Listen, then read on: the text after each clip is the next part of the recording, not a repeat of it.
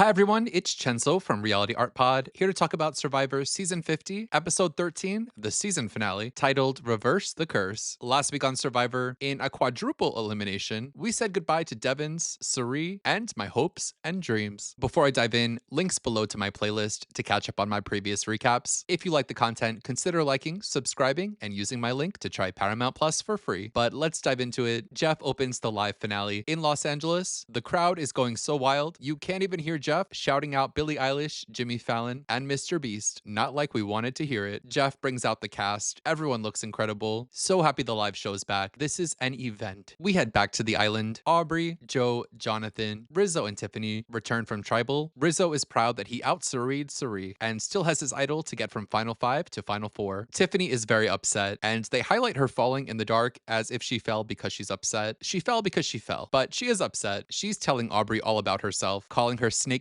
Aubrey in confessional. Tiff doesn't want to hear anything from Aubrey, who wanted to vote Tiffany out in the last round. Joe tells the others that Tiffany is naive and immature. Same mature Joe who was feuding with Devins all season. Aubrey insinuates in confessional that Tiffany is hypocritical for voting for Aubrey and then being mad at Aubrey too. The next day, rest in peace, Crab. Jonathan is still there, making himself useful, laying on the ham mock. Aubrey thinks the fact that she's made it so far so many times is impressive, but she's aware that she's a threat, as the only player left who's more than a second timer. The men agree they need to have an all-guy final 3 if they want to win. So girls, you better lay low. Jeff is talking to players during commercial breaks, which will be very important. First, he talks to Suri here. She comes out looking like she's going to announce her 2028 presidential run. Suri gets emotional, thanking us for all our love and the show for 20 amazing years. Jeff has created an award for Suri, the Spirit of Survivor Award, which was nice. Love this, Suri for president. Back in Fiji, players head to their challenge. Whoa, mama, this one looks like a doozy. Sorry, Tiffany, that thing's back up for grabs. In their challenge, players will get through a climbing obstacle, crawl through the mud, knock down targets to get keys, unlock their ladder, and complete their puzzle. The first player to complete this will win immunity and a spot in the final 4. They get started climbing their tower. They have a new Survivor fishing pole, which looks easy, but like a lot of fun. Jonathan gets to an early lead in his fishing and keeps it all the way to the puzzle. Poor Rizzo is exhausted and looks like he's been rescued from an oil spill. Now everyone's on the puzzle, and Jonathan is throwing up.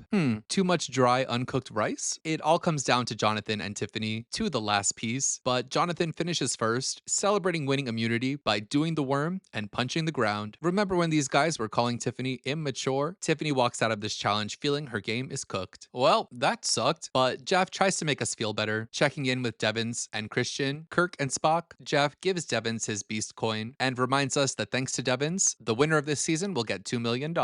Back at Manu Levu, Mr. Owl is wondering who is gonna win. Jonathan again celebrates winning immunity by bouncing the idol on his pecs, which is again body horror. Rizzo straight up tells Tiffany he's voting her out, but Tiffany's plan is to get the other guys to vote with her and take Aubrey out, telling Joe that the jury feels Aubrey was robbed in the past, but Joe still thinks they can't take Tiffany to the Final 4 challenge. Aubrey tells us her plan is to stay calm, do nothing, and trust her allies. Tiffany campaigns to Jonathan, who is deep-throating enough rice to feed a family. Tiffany offers to protect Jonathan from going to fire if she wins the next challenge. Joe talks to Jonathan, who is still eating more rice. These two are going to decide who goes home this round. Jeff FaceTimes with Mike White, who's away filming White Lotus. Jeff smiling at this TV screen was too COVID-coded for me. Mike White has a big reveal. He's picked 2 players from this season to cameo on White Lotus. He picked Charlie and Camilla. Of everyone this season, either White Lotus budget is in dire straits, or Ozzy and Coach already said yes to something else. Wink wink. Back on Survivor, players head to Tribal, where Tiffany tells Jeff she's gone through the stages of grief, and she's just there to get things off her chest. She calls the guys asinine for wanting her out at this point, and calls out the double standard of them, pointing out her comp wins and not Joe's, that no one listened to her today. Jeff is basically like, Aubrey, why don't they just vote you out? You played so many times and you're the best player. But Aubrey says she trusts her allies. Jonathan tries to play the nice sweetie pie victim, but Tiff doesn't want to hear it. Tiffany says she knows she's going home, and they get to voting. When asked As for advantages, Rizzo placed his idol on himself, but in the end, there's 1 vote in that thing for Aubrey from Tiffany, and 4 for Tiffany from everyone else. So we lose Tiffany here, who was one of the more random casting choices on the season, and for the first half, she's invisible. Through no fault of her own, you know she was giving good confessionals when she was purpled. It's crazy that the one player I was rooting for coming into this finale, I couldn't even have hope for because the edit made it clear she would not win. That was dumb. At least explain her game so we can have false hope. We saw she had a girls' alliance on the blue tribe. She was Aubrey's pal for a minute. At the merge, the edit heats up quick. She's so good in confessionals and challenges. We never got to see her relationship with Suri explained. They were clearly so close, but I guess we don't have time for that, as it would cut into screen time of Jonathan bouncing his yabos. Through all of this, she was beloved by the jury. I do believe she would have won the season had she made it to the end. She improved her placement and legacy more than anyone else this season. On her last season, she censored herself, but this season, she was more herself and was expressive in both good and bad moments, which was so real, a breath of fresh air, and I'd love to see her again on Survivor, but maybe more The Challenge, a show that will respect her and know what they have when they have it. Jeff brings Tiff out on stage to a round of applause. She speaks on having imposter syndrome when she was cast and says she will be coming back and winning. You know what? I think she will, and I think she can. The next day at Manu Levu, the Final Four celebrate and speculate on whether the fans voted to keep Final Four Firemaking. Jonathan and Joe agree they need to win the challenge and get Aubrey out. Aubrey knows she might be in deep doo-doo if she doesn't win the challenge, so they head to their Final Four immunity challenge where, sorry Jonathan, your bouncing tatas must say tata to that idol, as that thing is back up for grabs. Another thing that we voted for, they'll be playing Samotion. 41% of us, including me, picked this to be the challenge. They'll place their balls in their tracks. The last player fondling their moving balls will win immunity and a spot in the final 3. Back on the live show, Jeff talks to Steph and Ozzy. Steph talks about being an inspiration, and for once gets on a mic and doesn't spoil Survivor. Ozzy, looking stunning in Ozzy Olive, acknowledges that he's realized he has a psychic gift. Jeff gives Ozzy a shirt that says, Ozzy, we love you, please play that idol. This is kind of a rude gift. Backstage, I'm sure Jeff gave Steph a t-shirt that says, Steph, we love you, please put down the wine bottle and turn off your computer. Back in Fiji, players get started with their challenge. Jeff is right, this is hypnotic. I was watching with my tongue hanging out the side of my mouth. Jonathan is first out, followed by Rizzo. It all comes down to Joe and Aubrey getting to 5 balls, and Joe drops, giving Aubrey Final Four immunity, her first individual immunity this season. She gets emotional and hugs her farm of goats. Aubrey is so happy. I mean, this is the face of someone who realized they probably just won $2 billion.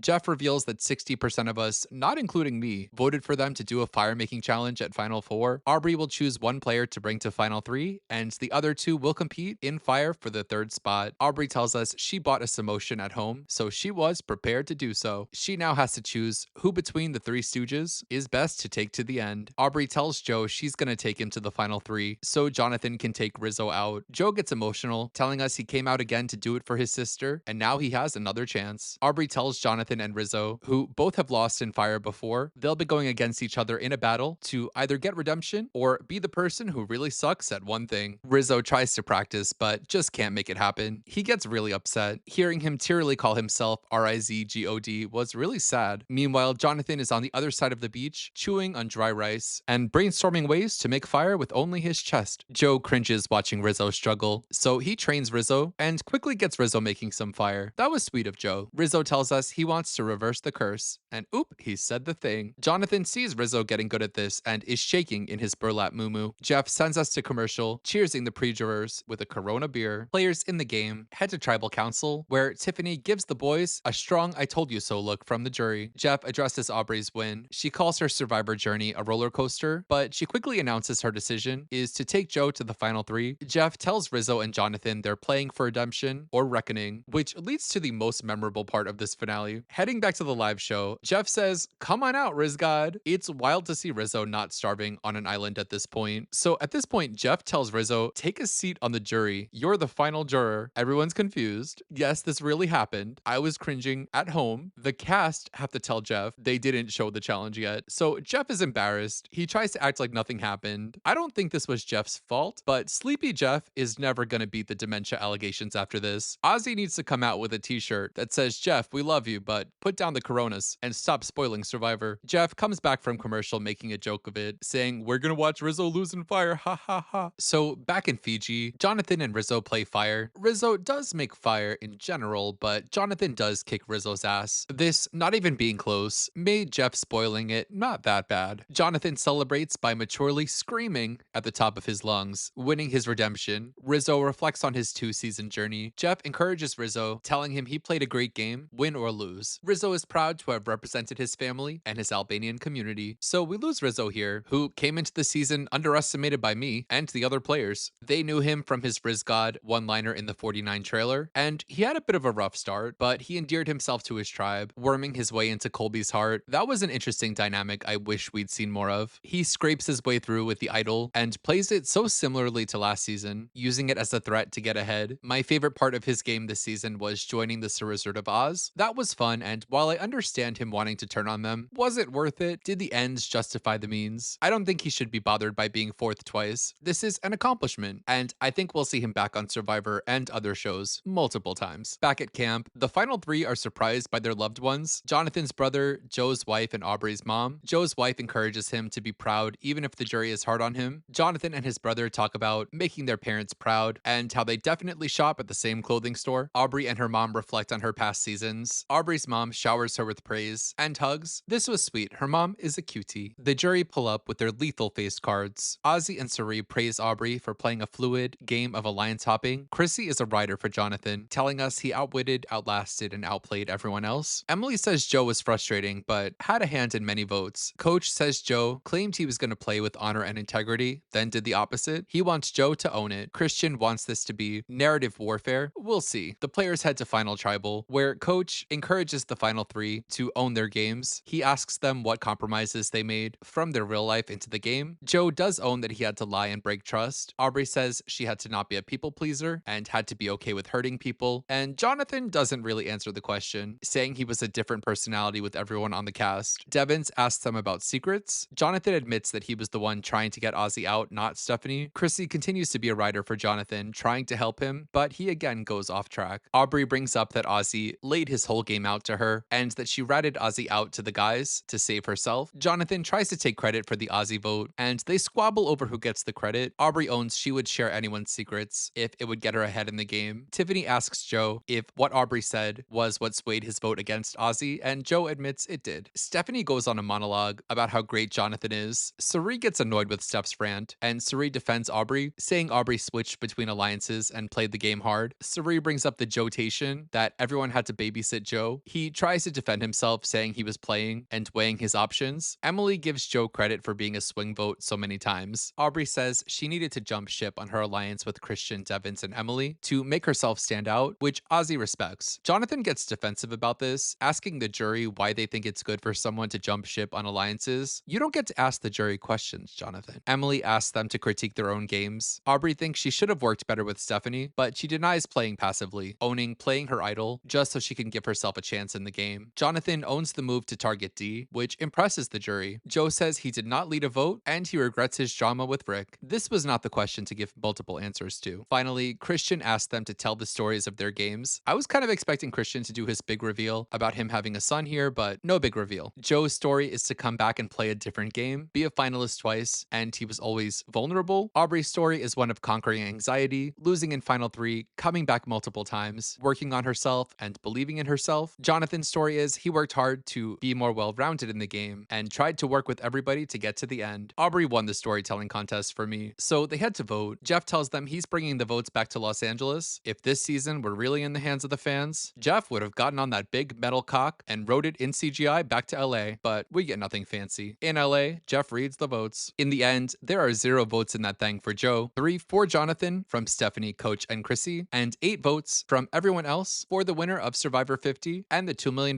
prize, Aubrey. Aubrey celebrates with her family. I'll talk about this final 3 later, but first, let's get through the rest of this reunion. Aubrey gives credit to past Survivor women she looks up to. Jeff credits Jonathan for his strategic game. Jonathan says 3rd time's a charm. Okay. Tina Wesson spotted. Alert, alert. Jeff decides to break the car curse and gives Aubrey a brand new car, so she has to run through this set that seems like a maze to get to her car that is way too big for this tiny lady. And Jeff reveals the result of the $100,000 Sia fan money. Our campaign was a success. Sari won the $100,000 that she'll hopefully put towards her presidential campaign. So let's finally talk about these finalists. In third, Joe, who I don't think needed to be on this cast. Did we need to see more Joe after last time, he was given the same stuff. He slides along in the game, he's not a threat to win, not a good strategist. In fact, this season, we didn't even get the caring side of Joe. We got him being a burden on the other players, with them having to coddle him, and him being kind of petty against Devons. The show didn't care to tell us his point of view. In the several votes he was the swing on, he's good at challenges, but I'm resentful of him taking up space on this cast, and don't need to see him again on any show. The way he plays as if third place is his goal needs to be studied. In second, Jonathan, who I did think should have been on this cast. He was very impressive in challenges on his season, and that's a big part of the show. This season, still good at challenges, didn't really live up to the level that got him onto the season. He was more focused on the strategic game, and I do think he played a good game. He was an integral part in so many big votes after the merge. In my opinion, he played the best strategic game of anyone in the final five, but he's just not able to win over the jury. Part of it was a weird defensive tribal performance, but also he had that honor integrity group riding for him, and the cut from the same cloth stuff kind of felt like the votes for him were coming from a different place. Whether the cloth stuff was racial or political, I don't know, but the jury was not getting along, and the divide seemed to go deeper than just disagreeing about the game. In general, I find him to be not a delight. He's entitled. The party trick he does with bouncing his chest is weird. I can't do that with my chest. Maybe if I could, I'd be doing it all the live long day, but I don't think I would. Finally, our winner, Aubrey, who coming into the season, I didn't think had a chance for the sole reason that you would think if they did a 10 episode marathon before the season, that the winner would have some kind of highlight in those episodes. And the only episode Aubrey was in was one where she was on the jury of Edge of Extinction without even Edge content. The edit she got on this season was bizarre. We saw a brief explanation to her rivalry with Genevieve. I feel like the show kind of buried that in the edit because Aubrey was doing pretty bad in the game for the whole pre-merge. We got the idea that had she headed to many of those tribals, she was going home. At the merge, we got like 3 episodes in a row where she was promising she was going to start playing the game soon. I do think she's a smart player who makes good choices, but she did not start playing the game until the Aussie vote. That was when she started cooking. She made good endgame decisions, plucking off threats, and she did set up a Final Four where she beats everybody, even despite not playing an amazing game herself. But it was sweet seeing her with her mom, and for a 4-time player to win 50, that is kind of cool. This season was a lot of fun. The hype before, the returning cast, did it really feel like an epic celebratory season as it was happening? Not so much, but it felt like All Stars. I hope the show can see that we like this and it makes them a lot of money. So let's get more returnee seasons. Did I really feel the season was in the hands of the fans? Not really. All the things we voted for were minor choices, and the show and the celebrities still made the big choices, which made the theme not really the theme. What I liked was the big cast, the fast pace, the multiple elimination episodes, loved the Blood Moon. We got a preview for 51, and now, like many relationships that have run their course but are still hanging on because it's comfortable, we are entering our open era. Basically, Jeff said, we're gonna do whatever we want. I think we're gonna continue to see Survivor lean into the kind of chaos and random twists that we see on Survivor AU, and I am all for random different stuff every week. I just hope they can commit to it. But that's all I have to say about this episode. Let me know in the comments what you thought of the finale and Aubrey's big win. Thank you so much to viewers old and new for joining me on this almost 3-year journey. If you like these videos, consider liking and subscribing. I'll be back with regular content in July for Big Brother 28. In the meantime, you can catch up with me and my dog on Instagram at Chenzitagram. Until next time, you know where to find me. Bye.